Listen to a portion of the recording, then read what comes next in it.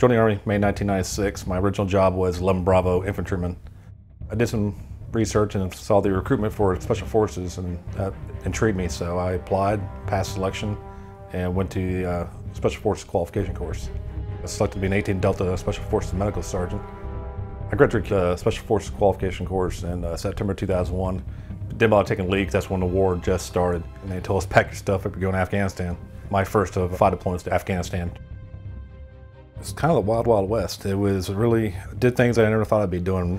So there I am, 22-year-old medic Glenn, wearing blue jeans, a Chi-Com AK vest, night vision device in my head, and on the back of a four-wheeler driving off the C-130 in the middle of the night. I was like, this just can't be happening.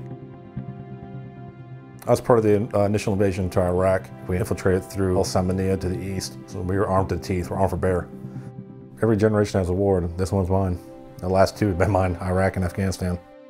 We came out of Kandahar to do a joint planning mission with the French when I got hit. I ran over an improvised explosive device. Next thing you know, everything was black. I never heard a boom. Everything was like someone turned a light switch off, but I was still conscious. That had a sensation that I was flying through the air. And then I heard the 50 caliber on the lead gun trucks open up, and I was like, oh damn, we're in contact. And I didn't know how bad at the time I was injured. From what they guesstimate, there's probably 2 Russian-era anti-tank mines stacked on each other with a completely ripped off the entire left front side of the vehicle. I received the brunt of the injury.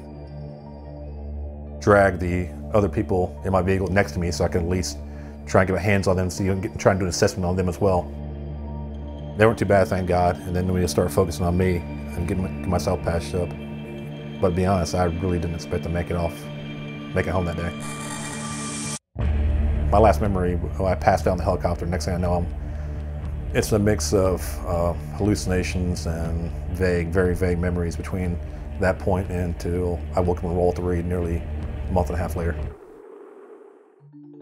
I lost my right leg, had 18 fractures in my left ankle, lost some tissue in my left inner thigh, some genitourinary damage, open mandible fracture, traumatic cataract left eye, penetrating shrapnel to the brain, lost the ring finger in my left hand, had an open radial fracture. So basically the only thing that hurt was the right hand, right eye, and my hearing, which I had no idea how that stayed intact. I've stayed in a state of shock for quite a while. Everything just seems like a blur now that I look back at it and think of it. Time-wise, spent 2.5 years in surgery and recovery, which I couldn't even tell you the amount of surgery I had. It's too many to count. When your wife helps you wipe your rear end because you can't move, because you're banged up, bruised up, got a million stitches in you, and that's love. Due to the nature of some of my injuries, me and my wife cannot conceive children naturally. I was told when he was in ICU, the only way we would possibly be able to have biological children was through IVF. So the first time we did an in vitro fertilization cycle, we did it through Walter Reed. The military paid for the first one. Unfortunately, it didn't take. That was hard for both of us. We tried a few years later. And that's when I got pregnant with Wyatt, and that was absolutely amazing. After Wyatt was born and I held him in my arms for the first time, it felt surreal that we finally had our own flesh and blood. And then we decided, I'd like to try at least one more. We went to Green Beret Foundation and they decided to help us. We were the first family that the Green Beret Foundation has helped with an IVF cycle. So Megan has always been called the GBF baby. And everybody's been so thrilled. I had a sergeant major tell me I wasn't going to deploy again or jump again. I proved him wrong. Yeah, I'm missing legs, but it hasn't stopped me. Life doesn't stop and end because you lose a limb.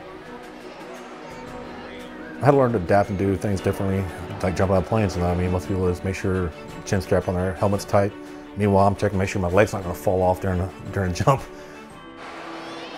I'm still involved in the community myself. I work as part of Robin Sage, which is a culmination exercise for a Special Forces qualification course. I play the role of a commander of a guerrilla band in a foreign country, a Pineland.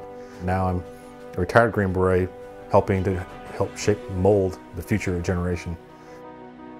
When you're Special Forces, you're gone deployed all the time, but now I'm here with my kids. He tries to be a part of their life every single moment that he has. I basically live in Pee-wee's Playhouse. This is what my house, my house is now. My kids make me want to be better. They make me want to be a better person. It's been a rocky road. It hasn't been easy. And we have bumped along that road, fallen off the wagon, hopped back on. It has been so enjoyable. I mean, I'm retired now, but I'm still a Green Beret. It's part of me, it's ingrained in me, it's part of every fiber of my body. And the same with everyone else who's a member of the Green Beret Foundation. Green Beret Foundation, basically, it's a family, it's a continuation of your service even after you take off the uniform. Green Beret Foundation is it's a safety net, and it's there to help our brothers out when they need help, and just like they help me.